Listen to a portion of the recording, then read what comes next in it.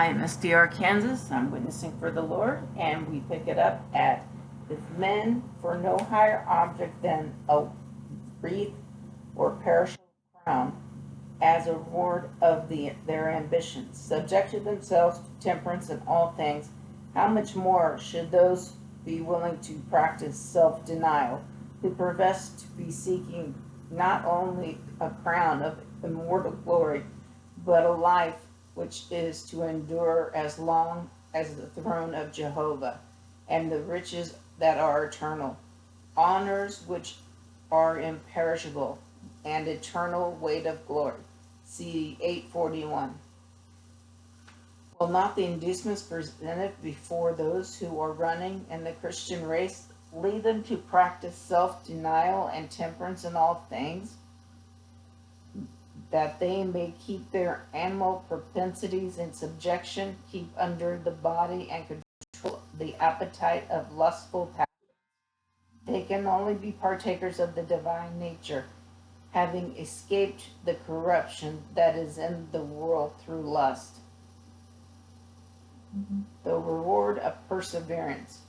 Perseverant persons who have accustomed themselves to a highly stimulating diet have unnatural taste. They cannot at once relish food that is plain and simple. It will take time for them to taste become natural, and for the stomach to recover from the abuse it has suffered. But those who persevere in the use of wholesome food will, after a time, find it palatable. It is delicate, and delicious flavors will be appreciated and will be eaten with greater enjoyment than can be derived from an unwholesome dainties. And the stomach in a healthy condition, neither fever or overtaxed, can readily perform its tasks. The Ministry of Healing, 298, 299, 1905, CD 843. Let us advance. A reform in eating should be the saving of expense and labor.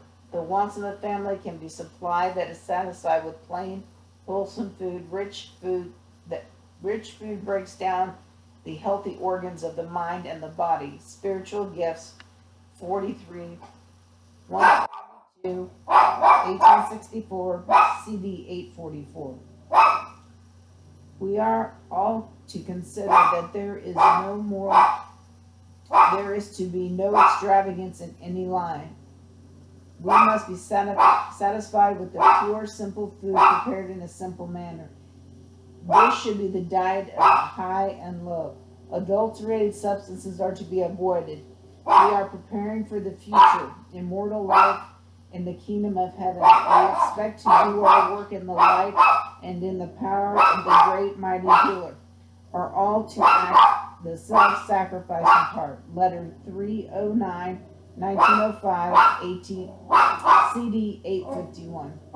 Many have inquired of me, what course shall I take? Shall I take best to preserve my health? My answer is, cease to transgress the laws of your being. Cease to gratify a depraved appetite. Eat simple food. Dress healthfully, which will require modesty, simplicity. Work healthfully, and you will not be sick. The Health Reform, August 1866, CE 852. Camp meeting diet. Nothing should be taken to camp meeting except the most healthful articles cooked in a simple manner, free from all spices and grease. I am convinced that none need to make themselves sick preparing for camp meeting.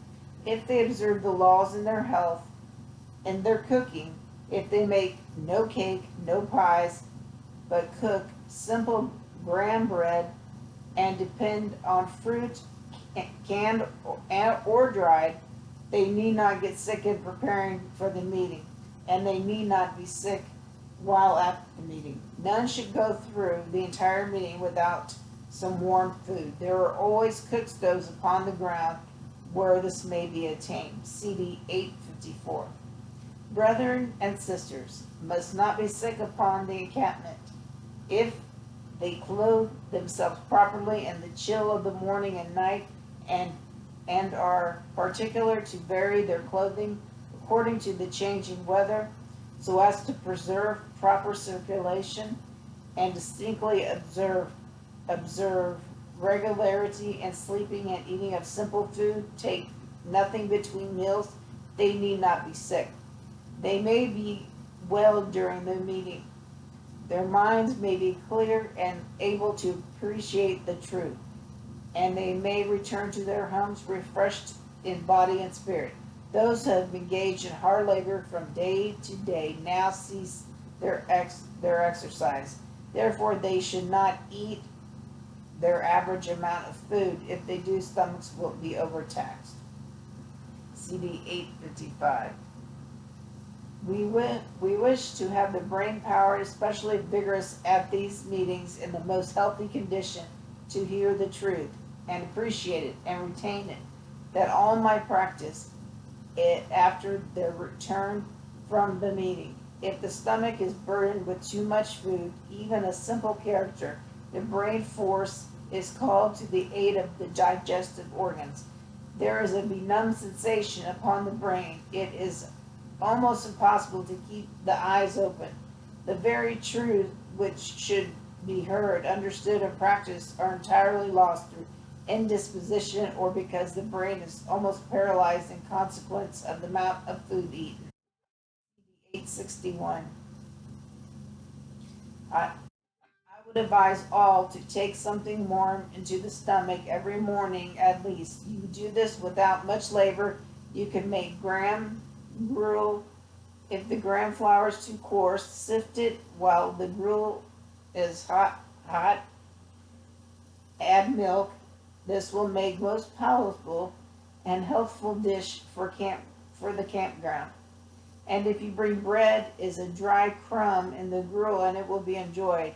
I do not approve of much eating of cold food, for the reason that the vitality must be drawn from the system to warm food until it becomes the same temperature as the stomach before the work of digestion can be carried on. Another very simple yet wholesome dish is beans boiled or baked. Dilution a portion of them with water, add milk or cream to make a broth, and the bread can be used as graham gruel. Testimonies for the Church 2, 602, 603, 1870, 1862. Selling candies, ice creams, etc. on the campground. 521, 5301. Needless cooking and preparation camp meeting. 571. All right, we're going to pick it up here tomorrow at the picnic lunch. I'm Miss DR Kansas, and I'm out.